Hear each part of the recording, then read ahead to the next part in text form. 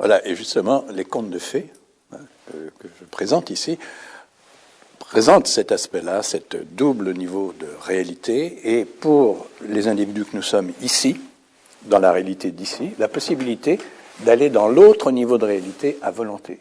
Et les contes de fées sont des procédures, des modes d'emploi pour circuler d'un monde à l'autre, d'un niveau de réalité à l'autre.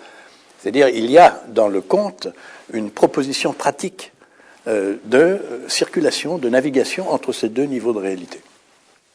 Je pourrais vous le dire à travers une histoire, si vous voulez, s'il est temps de la placer maintenant.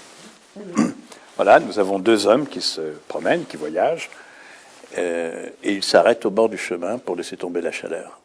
Ils se mettent à l'ombre d'un arbre, et il y en a un qui s'endort. L'autre, un peu sonné par la chaleur, reste éveillé. Et voilà que tout à coup, il voit une mouche sortir de derrière son compagnon et hop, partir sur le bord du chemin dans la tête de squelette d'un cheval qui est là, d'un squelette de cheval. Et la mouche, entrant dans la tête, circule dans tous les recoins, ressort, retourne, voilà, suffisamment pour qu'il soit quand même un peu pris de curiosité. Et hop, il voit la mouche repartir comme dans la bouche de son compagnon. Bon, il est un peu sonné, il faut dire, par la chaleur.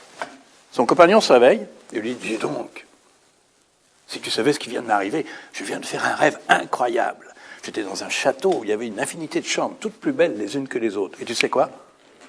Dans une de ces chambres, il y avait un superbe trésor. » L'autre le regarde et lui dit « Attends, j'ai vu ton âme sortir de ta bouche sous la forme d'une mouche et entrer dans tous les recoins de cette tête de cheval et ressortir pour entrer dans ta bouche. » Les deux hommes se lèvent, retournent la tête, creusent dessous et trouvent un trésor.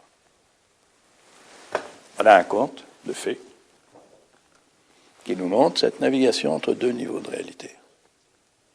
Et quand on prend le temps de ressentir le conte, c'est ça que nous invite à faire les contes, de ressentir ce que ressentent les personnages, ce que donne à ressentir tous les éléments mis en scène, dans le moindre détail, encore.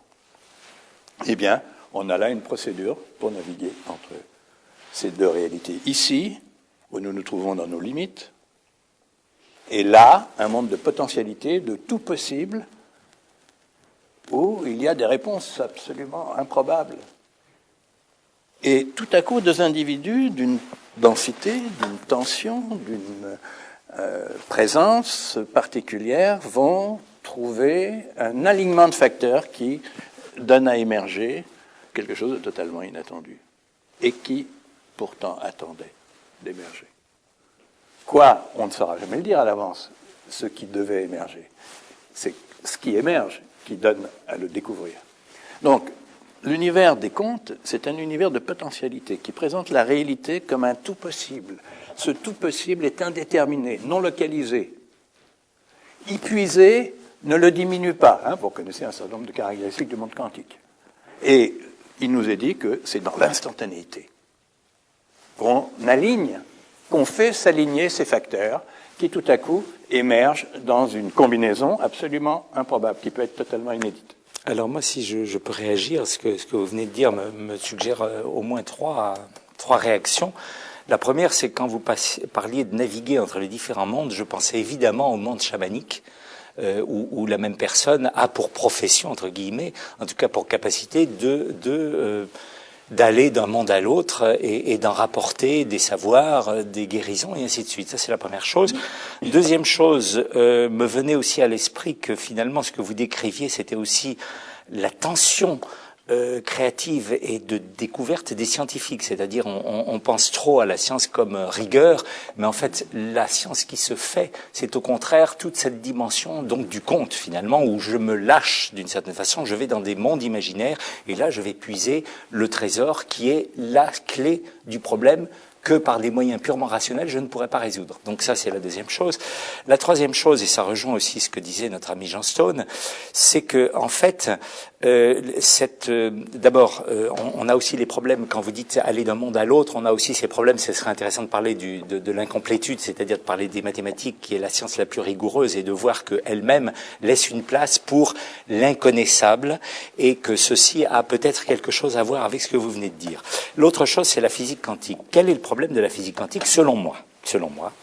c'est que, supposons, si on fait l'hypothèse que le monde de l'esprit n'est pas réductible à la matière, c'est-à-dire c'est une hypothèse non matérialiste.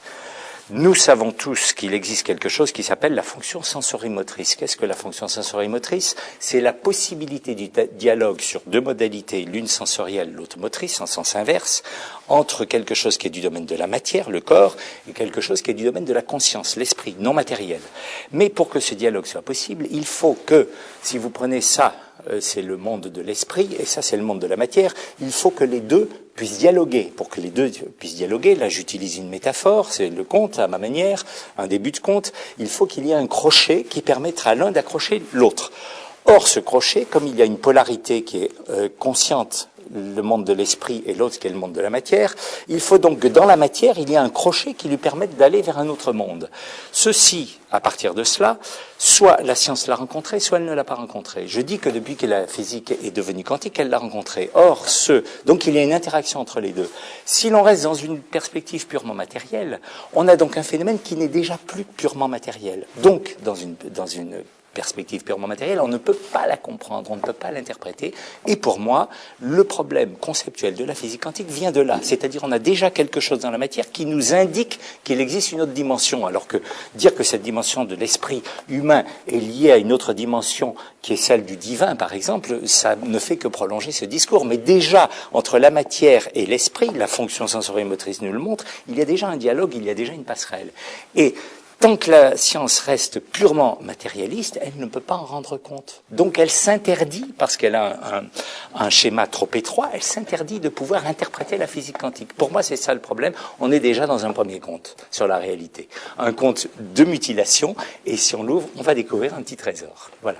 J'ai déjà assez parlé, je me tais.